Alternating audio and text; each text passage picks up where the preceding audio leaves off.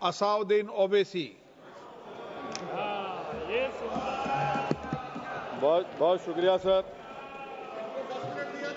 Speaker sir, मैं ये वक्फ तरमीमी bill की मुखालिफत में खड़ा हुआ हूं। किसी एक शायर ने बड़ा अच्छा कहा था, जब भी ज़मीर और ज़र्फ का सौदा हो दोस्तों, जब भी ज़मीर और ज़र्फ का सौदा हो दोस्तों, कायम रहो हुसैन के इनकार की तरह। सर, ये वक्फ तरमीमी बिल भारत के गयूर मुसलमानों के ईमान पर, इबादत पर एक हमला है। नरेंद्र मोदी की हुकूमत ने इस मुल्क की सबसे बड़ी अक़लियत के खिलाफ एक ऐलान जंग कर दिया, और ये जंग ना सिर्फ मेरे जिस्म पर है, बल्कि मेरी आज़ादी पर, मेरी समाजी और माशी मार्जिनलाइजेशन पर है, मेरी शहरियत पर है, मेरे मदरसे, मस्जिदों, खानखाहों और दरगाहों को निशाना बनाया जा रहा है।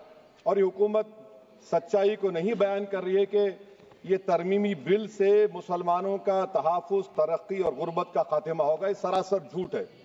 सर, अगर आप आइन के आर्टिकल 14 को देखेंगे तो उसमें लिखा हुआ है इक्वल प्रोटेक्शन। अब आप देख लीजिए सर कि हिंदू, सिख और जैन को और बौद्ध को उनके एंडोमेंट में तहफ़्फ़ुज़ मिलेगा, क्योंकि उनका एंडोमेंट बाय यूजर बरकरार है और उनका एडमिनिस्ट्रेशन उनके हाथ में होगा कि गैर हिंदू या गैर उनके मजहब का आदमी दान भी दे सकता है उनके लिए, और एंडोमेंट बोर्ड का तहफ़्फ़ुज़ भी मिलेगा, क्योंकि उसके ऊपर ओवरराइडिंग क्लॉज अप्लाई नहीं होगा, लिमिटेशन का कानून उस पर अप्लाई नहीं होगा। उसके बरक्स ऑपोजिट आप देख लीजिए, मुस्लिम वक्फ को वक्फ बाय यूजर निकाल दिया गया। एक मुस्लिम वक्फ की जायदाद पर कब्जा होगा, लिमिटेशन लगेगा तो जो एनक्रोचर है, जो खाबिज है, वो रातों रात मालिक बन जाएगा और एक गैर मुस्लिम वक्फ बोर्ड को एडमिनिस्टर करेगा। ये आर्टिकल 14 के इक्वल प्रोटेक्शन का वायलेशन। अब आर्टिकल 14 में सर इक्वालिटी बिफोर लॉ भी है, और उसका कैसा वायलेशन हो रहा है कि कोई आर्बिट्ररी स्टेप नहीं ले सकता और कोई भी ऑफिशियल किसी भी तरीके से गलत आर्बिट्ररी फैसला नहीं लगा। यहां पर आप एक डेजिग्नेटेड ऑफिसर को रखकर वो फैसला लेगा कि ये जायदाद वक्फ की है, गवर्नमेंट की है। क्या ये प्रिंसिपल्स ऑफ नेचुरलिटी के खिलाफ नहीं है, जिसका तकर्रुर एग्जीक्यूटिव करती है? ये हमारे theory of separation of powers, Bharat के आइन का बेसिक स्ट्रक्चर का हिस्सा है। क्या इसका वायलेशन नहीं है? सर, आर्टिकल 25 का वायलेशन कैसे है कि आप मुसलमानों से वक्फ बाय यूजर छीन रहे हैं और फिर आप कर्ब कर रहे हैं वक्फ वाल औलाद को, मगर वहीं पर दूसरे धर्म के मानने वालों को उनके मजहब पर चलने की पूरी इजाजत है। लफ्ज जो आर्टिकल 25 में इस्तेमाल हुआ सर, वो इक्वली एंटाइटल्ड, यहां पर मुसलमानों के इक्वल एंटाइटल्ड नहीं हो रहा। अभी हम गृह मंत्री का, वजीर दाखिला का यहां पर उनका हमने तकरीर सुनी, यहां पर वो ये कहते हैं, वजीर दाखिला, शायद वो कटमुल्ला की जबान ना कह दें, वजीर दाखिला कहने पर वजीर दाखिला ने अपने बयान में कहा कि बोर्ड और काउंसिल जो होगा वो माने वक्फ इस्लाम से अलग है। सर, अगर ये बात सच है आपकी, तो फिर आपको यह कानून बनाने की जरूरत ही नहीं है। आप एक नॉन स्टैट्यूटरी बॉडी बना दीजिए। ये जो कानून बन रहा है ना सर, ये आर्टिकल 26 इसका सोर्स है, और आर्टिकल 26 जब इसका सोर्स है तो आर्टिकल 26 का ABCD क्या कहता है कि रिलीजियस डिनोमिनेशन को अपने मजहब के अफेयर्स खुद चलाना, मूवेबल इमूवेबल प्रॉपर्टी को लेना और एडमिनिस्टर करना। जब हिंदू धर्म को, बौद्ध धर्म को, सिखों को यह राइट दिया गया है, तो आप कैसे मुसलमानों से छीन रहे हैं? तो यह आर्टिकल 26 का ग्रेव वायलेशन है। तो सर, अब वक्फ बाय यूजर का मामला देखिए, मिनिस्टर साहब ने कहा कि एंक्रोचमेंट हो रहा है, 17,000 एंक्रोचमेंट हुए हैं। तो यही नरेंद्र मोदी की हुकूमत ने 2014 में उस वक्त के मंत्री ने एक Waqf properties eviction of unauthorised occupants bill को इंट्रोड्यूस किया। आपने विड्रॉ कर लिया 2024 में उसको। क्यों विड्रॉ किया सर आपने? जब आप मान रहे थे कि एंक्रोचमेंट हो रहा है तो आपने बिल को विड्रॉ कर लिया। अच्छा सर, अब वक्फ बाय यूजर को आपने निकाल दिया, माने कंडीशन क्या लगाए कि अगर उसमें डिस्प्यूट होगा और गवर्नमेंट प्रॉपर्टी होगी। सर, डिस्प्यूट तो है। मिसाल के तौर पर मोहिबुल्लाह साहब जिस मस्जिद के इमाम है, पार्लियामेंट के सामने मस्जिद है सर, 123 प्रॉपर्टीज में मस्जिद है, डिस्प्यूट चल रहा है, कल कलेक्टर या डिस्ट्रिक्ट ऑफिसर बोलेगा कि भाई साहब ये गवर्नमेंट प्रॉपर्टी है, स्टिकर लगा दिया जाएगा, मस्जिद बंद गवर्नमेंट प्रॉपर्टी हो गई, होगी ना सर। अब ये बताइए, आप जब से यहां पर पूरे बीजेपी रूलिंग पार्टी हमको ज्ञान दे रहे हैं कुछ नहीं होगा, कुछ नहीं होगा, मैं दलील के साथ बता रहा हूं आपको। ये मस्जिद दिल्ली गवर्नमेंट बोलती हमारी है, वक्फ दिल्ली वक्फ बोलता हमारी है, तो सर वक्फ बाय यूजर, अगर मैं अपनी गवर्नमेंट के खिलाफ वक्फ बोर्ड वक्फ बाय यूजर इस्तेमाल नहीं करेगा तो क्या है सर। अच्छा, ये अमेंडमेंट जब हो जाएगा तो मुझे कहने दीजिए सर, सिर्फ प्राचीन मंदिरों की हिफाजत होगी, मस्जिदों की नहीं होगी। अब सर आप आ जाइए, अगर डिस्प्यूट मेरा एंशिएंट मॉन्यूमेंट से वक्फ का, एक मिसाल दे रहा हूं, दिल्ली में 172 वक्फ प्रॉपर्टीज एएसआई कंट्रोल में है, मैं तो हार ही गया वो, क्योंकि मेरे पास डॉक्यूमेंट नहीं है। आप कह रहे हैं कि डॉक्यूमेंट चढ़ाओ, अगर मेरा गवर्नमेंट से डिस्प्यूट चल रहा है मैं तो क्लेम ही नहीं कर सकता, क्योंकि आप जज बनेंगे, आप ही फैसला करेंगे, और जब तक आप फैसला नहीं करते वो वक्फ की प्रॉपर्टी नहीं होगी, वो प्रोविजन डाल दिया आपने। अच्छा, अगर मेरा डिस्प्यूट एंक्रोचर से होगा सर, तो एंक्रोचर में तो आपने तो 107 को डिलीट कर दिया, आप रातों रात खाबिज को, एंक्रोचर को मालिक बना रहे हैं। सर मैं ये पूछना चाहता हूं आपके जरिए हुकूमत से, एक मुंबई में एक बहुत बड़े दौलतमंद है, खोजा बरादरी का यतीम खाना था, उन्होंने 2004 या 5 में 22 करोड़ में खरीद लिया। वो केस सुप्रीम कोर्ट में, क्या आप उनको मालिक बनाना चाहती है लिमिटेशन एक्ट अप्लाई करके? हमको बताइए, हम जानना चाह रहे हैं। और सच्चर कमेटी ने सर 2007 में कहा कि दिल्ली के 123 प्रॉपर्टीज की मार्केट वैल्यू 6000 करोड़ की। आज हम 2025 में आ गए, क्यों आप उन प्रॉपर्टीज के खिलाफ पड़े हुए? 1976 में उस वक्त के वजीर आजम इंदिरा गांधी लेटर लिखा, इसको आप दे दीजिए, मगर आप उसको मानने को तैयार नहीं है। तो सर और एक जो झूठ फैलाया जा रहा है, management empowerment efficient development, sir this bill takes any management from the hands of Muslims, disempowers the waqf in comparison to any other stakeholder, takes away the efficiency of administration and hampers development.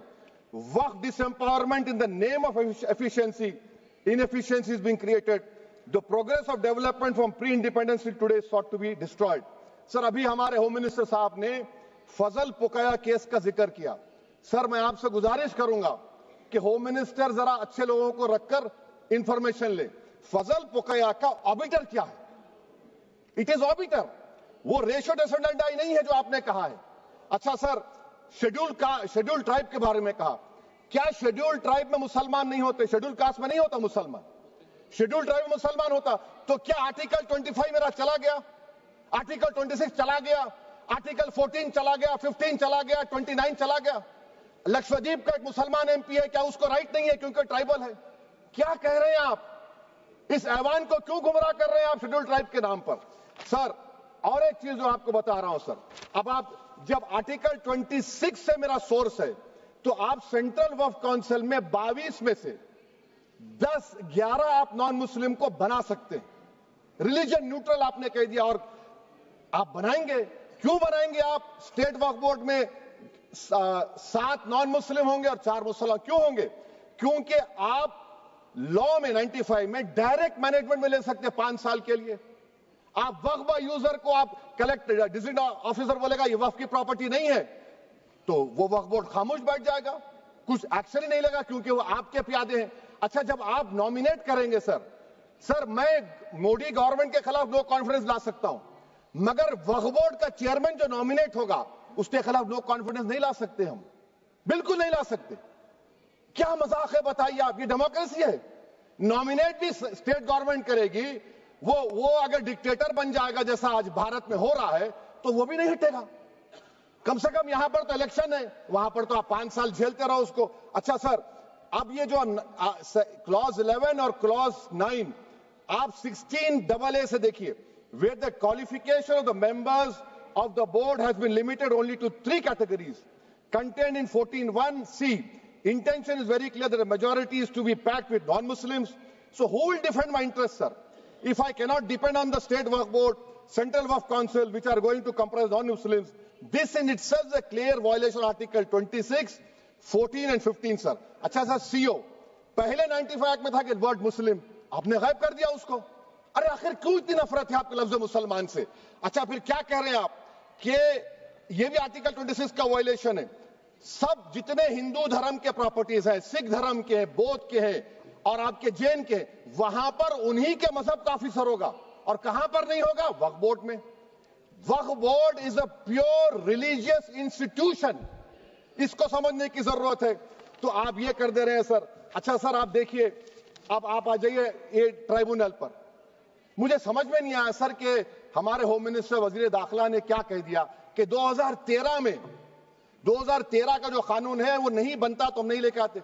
मैं बड़े अदब के साथ उनसे पूछना चाह रहा हूं कि क्या उस वक्त राजनाथ सिंह साहब, अडवाणी साहब, हमारी लेट सुषमा स्वराज, ये बड़े बड़े नेता यहां बैठे थे? आपने यूनानिमस उस कानून को पास करवा दिया। कीर्ति आजाद थे उस वक्त, अब यहां बैठे हैं वो टीएमसी में। तो क्या आप गलत थे या वो गलत थे? हमको बता दीजिए, आप बता दीजिए। क्योंकि अगर अडवाणी आपके लिए बहुत बड़ा नेता है, मेरे लिए नहीं हो सकते, आपके लिए आपने पद्मश्री दिया उनको। मोहतरमा सुषमा स्वराज की जबरदस्त तकारीर का मैं कायल हूं। वो बैठकर उस 2013 को यूनानिमस पास कर दिए।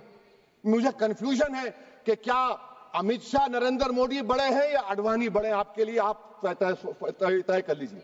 अच्छा सर, आपके tribunal sir, railway Clements tribunal, NGT tribunal, income tax, वैसे 14-15 ट्राइब्यूनल है।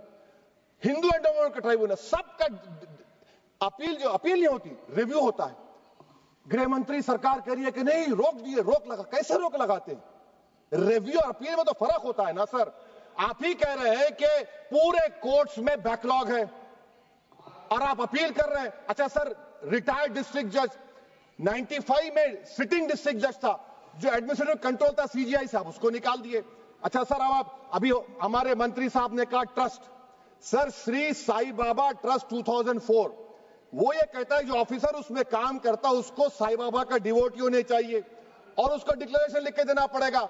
यहां पर हो रहा तो यहां पर क्यों नहीं हो रहा? अच्छा सर, आप फिर देख लीजिए, ये आपका हो गया सर। अब अमित शाह साहब ने सेक्शन 2A के बारे में कहा और उन्होंने इस बात का इकरार कर लिया कि दाऊदी बोहरा के लिए यह बनाया गया है। मगर मैं आपके जरिए से गवर्नमेंट से पूछना चाह रहा हूं, आपने तो उस प्रोवाइजो में दाऊदी बोहरा का नाम ही नहीं लिखा। आपने उनको भी थैंक यू कर दिया, उनका नाम क्यों नहीं लिखा आपने? और सर, और गवर्नमेंट क्या कर रही है?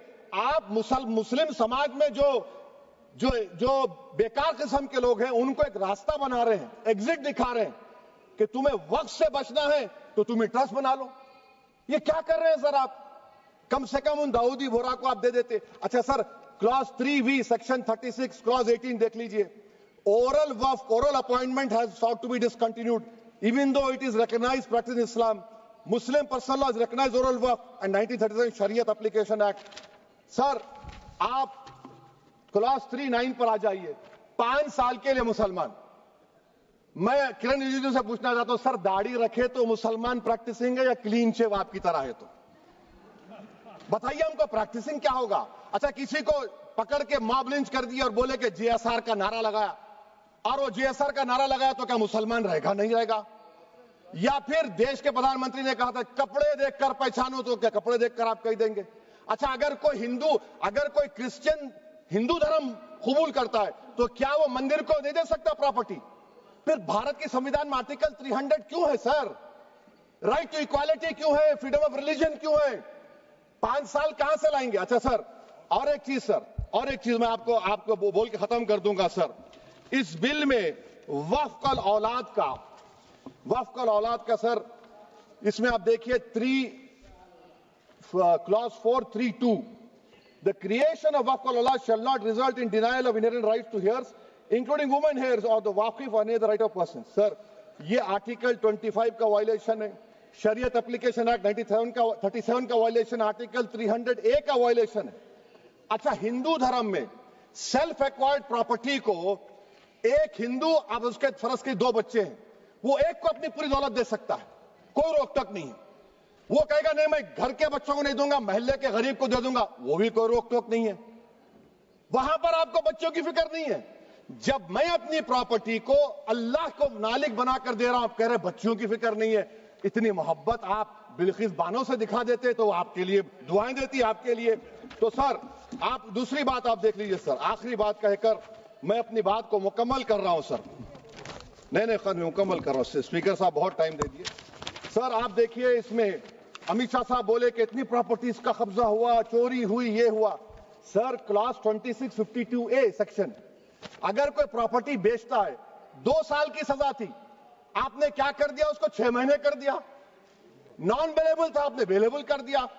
सेक्शन 40 की बात करते हैं, सेक्शन 40 में सर हमको जो ज्वाइंट वर्किंग कमेटी का जो नोट्स दिए, उसमें मिनिस्ट्री ऑफ माइनॉरिटी अफेयर्स ने कहा कि 30 साल में 515 केसेस सेक्शन 40 के और सिर्फ 8 लोग कोर्ट को गए। वक्फ यूजर का कानून तेलंगाना आंध्रा में है, सेक्शन 40 का कानून तमिलनाडु 63 है, आंध्र प्रदेश में 43 है। और सर आप डायरेक्शन दे रहे हैं, अच्छा क्लॉज 4218B देखिए सर, आप रूल बना रहे हैं, कोऑपरेटिव फेडरलिज्म के खिलाफ है, इतना रूल बना रहे हैं। और आखिर में सर मैं आपको बताना चाह रहा हूं स्पीकर साहब, ये बिल का मकसद सिर्फ मुसलमानों को जलील और रुस्वा करना है, मुसलमानों को दूसरे दर्जे का शहरी बनाने का इनका मकसद है। सर अगर आप हिस्ट्री को पढ़ेंगे तो महात्मा गांधी उस वक्त के व्हाइट अफ्रीका में सफेद फार्म अफ्रीका के कानून को महात्मा गांधी ने कहा था कि ये मेरा कॉन्शियंस इसको मानता नहीं है, मैं इस कानून को कबूल नहीं करता हूं। तो महात्मा गांधी ने क्या किया, उन्होंने उस कानून को फाड़ दिया। तो मैं गांधी की तरह इस कानून को फाड़ता हूं। ये अनकॉन्स्टिट्यूशनल है सर। इस देश में झगड़े पैदा करने का काम बीजेपी करना चाहती है मस्जिद और मंदिर के नाम पर, इसीलिए मैं इसका कंडेम करता हूं। और मैं आपसे गुजारिश करता हूं कि मैंने अपने 10 अमेंडमेंट दी हैं, आप इसको कबूल करिए सर, मुझे बोलने का मौका दीजिए और उस पर डिवीजन का मैं डिमांड भी करूंगा। Thank you sir.